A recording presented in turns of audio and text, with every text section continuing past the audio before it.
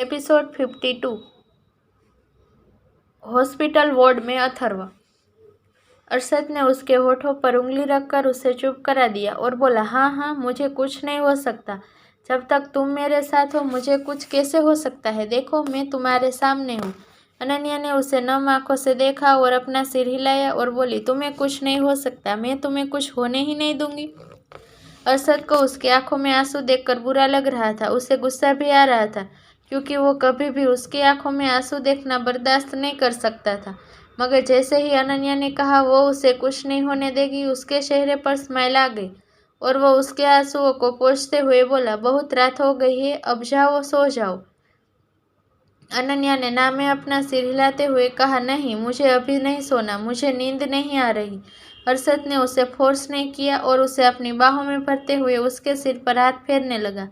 उसे इस वक्त अपने दर्द की बिल्कुल भी परवाह नहीं थी। वह बस उसे खुश रखना चाहता था, जो इस वक्त उसकी बाहों में थी। वही उसके सीने से लगे हुए अनन्या को अपने दिल में राहत महसूस हुई। उसकी सारी बेचैनी, दुख, दर्द सब एक पल में गायब हो गया। कुछ देर उसके गले लग रहने के बाद अचानक से उसे अरशद के चोट का ख्याल आया और वो अगले पल ही उसे अलग होते हुए घबराई हुई बोली, तुम्हें चोट कहाँ लगी है? क्या वो ज़्यादा गहरी है? मुझे दिखाओ, मुझे देखना है।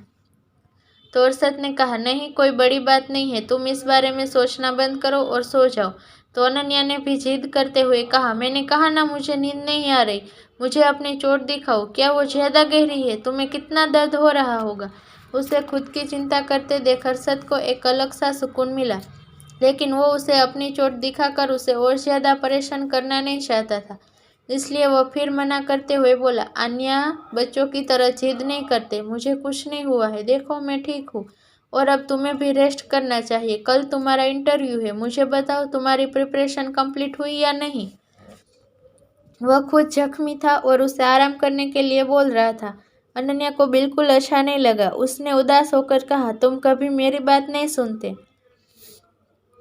तुम बस हमेशा अपनी चलाते रहते हो। अभी भी तुम मुझे रेस्ट करने को बोल रहे हो, जबकि रेस्ट करने की ज़रूरत तुम्हें है। चोट तुम्हें लगी है, वो कितना दर्दनाक होगा, तुम्हें कितना ज़्यादा दर्द हो रहा होगा, और तुम मुझे अपनी चोट भी नहीं दिखा रहे।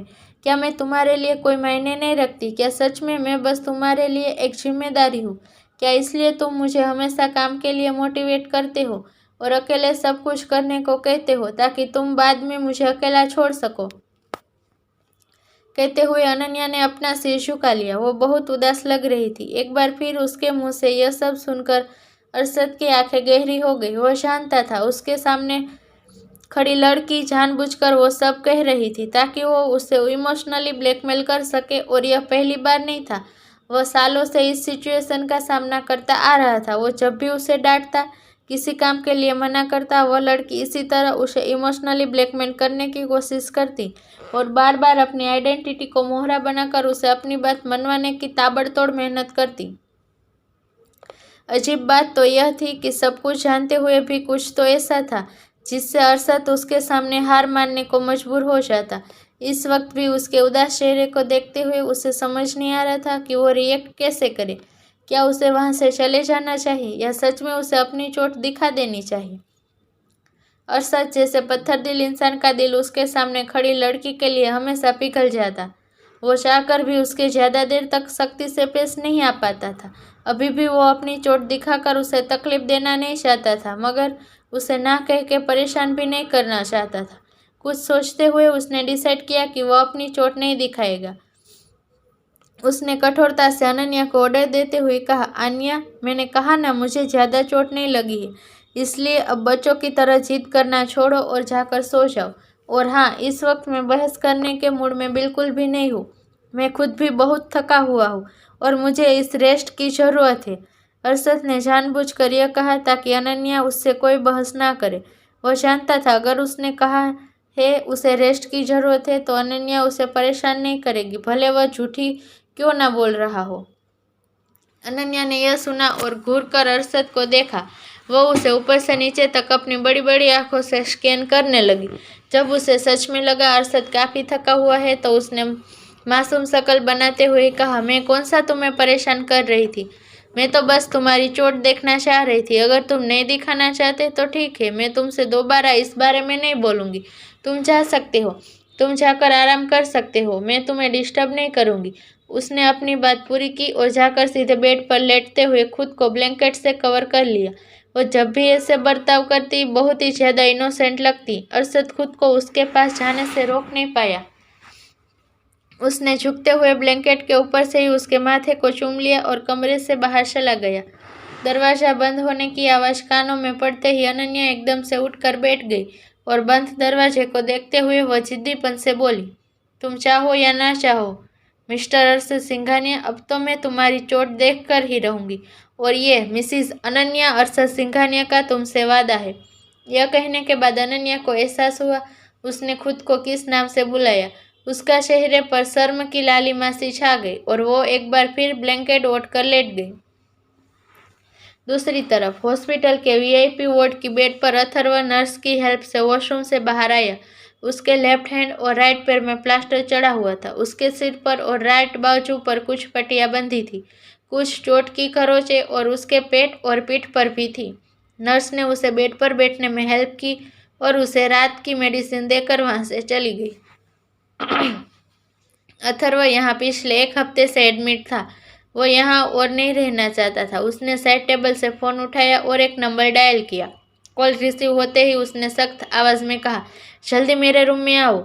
और यह कहने के साथ ही उसने फ़ोन वापस साइड टेबल पर रख दिया। यह उसका पुराना फ़ोन नहीं था, बल्कि यह कोई नया फ़ोन लग रहा था। उसने आंखें बंद की और उस रात के बारे में सोचने लगा जिस रात ने उसे आज हॉस्पिटल में पटक दिया था। अरशद अनन्या की शादी की खबर मिलते ही उसे जलन लगने लगी और नफरत से उसकी जान निकल जाएगी। उसे घुटन होने लगी। उसे समझ नहीं आ रहा था वो क्या करे। वो अरशद से पहले इस दुनिया में आया था, उसके बाद वो उससे हर मामले में पीछे था। उसके पास सालों पुराना सिंघानिया फैमिली का बिजनेस था, वही अरशद ने अपना एम्पायर खुद खड़ा किया था। अरशद के पास अनन्या थी और उसे बाकी किसी से मतलब नहीं था। वही उसके पास उसकी पूरी फैमिली थी। इसके बाद भी उसे लगता था उसका मन खाली है। जब वो अनन्या को देखता उसे सुकून मिलता। अथर्व नहीं जानता था कब और कैसे उसके दिल में अनन्या घर कर गई। वो उसे पाना चाहता था लेकिन यह पॉसिबल नहीं था और यह बात वो अच्छे से समझता था। इसके बावजूद जैसे ही उसे पता चला अरशद ने अनन्या से शादी कर ली है, उसने अपना कंट्रोल खो दिया और एक बार क्लब में चला गया। उसने उस रात बहुत ड्रिंक की थी और वो किसी लड़की के साथ था।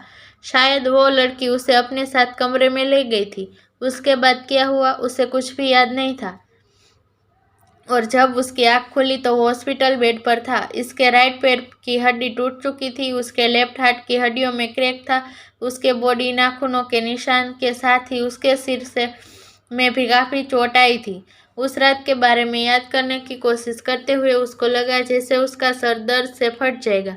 वो सोचने लगा, क्या उस लड़की ने उसका फ़ायदा उठाने के बाद उसे छत से नीचे धकेल दिया या फिर गुंडों के हवाले कर दिया या कहीं सड़क पर किसी गाड़ी के सामने फेंक दिया। उस रात के बारे में सोचते हुए उसके मन में ऐसे ही अनेकों ख्याल आ रहे थे, लेकिन उसके साथ असल में उस रात को क्या हुआ था वह खुद भी नहीं जानता था। यहाँ तक कि उसे तो उस लड़की का चेहरा भी सही से याद नहीं था। उसने आंखें खोली और गुस्से में मेडिकल इक्विपमेंट को हाथ मारकर नीचे गिरा दिया। तभी वार्ड का दरवाज़ा खुला और असिस्टेंट देव भागते हुए अंदर आया और घबराई हुई आवाज़ में बोला, सर क्या हुआ, आप ठीक तो है?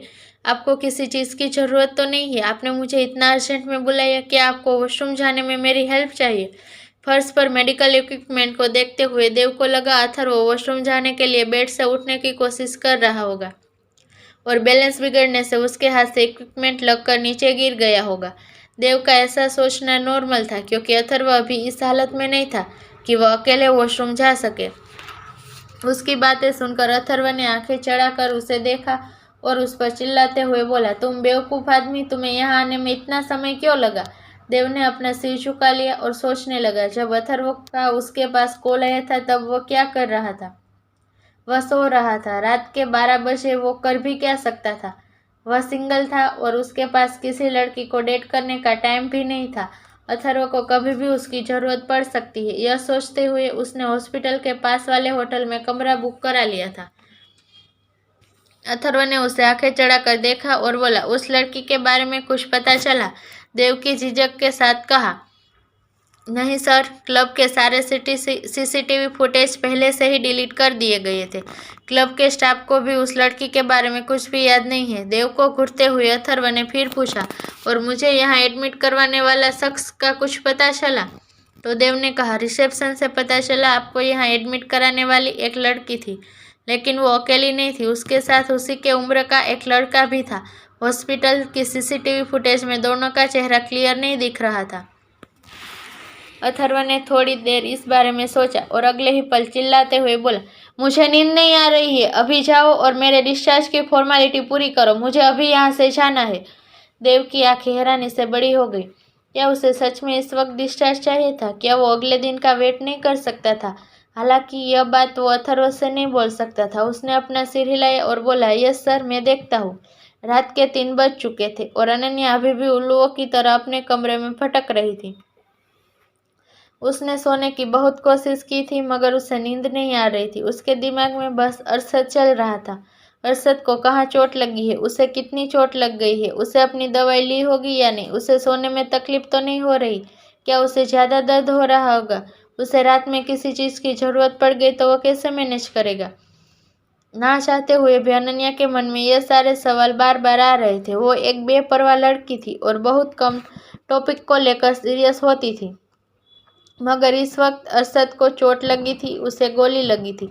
अनन्या कुछ भी बर्दाश्त कर सकती थी, लेकिन अरशद के साथ कुछ गलत हो उसे कतई बर्दाश्त नहीं था।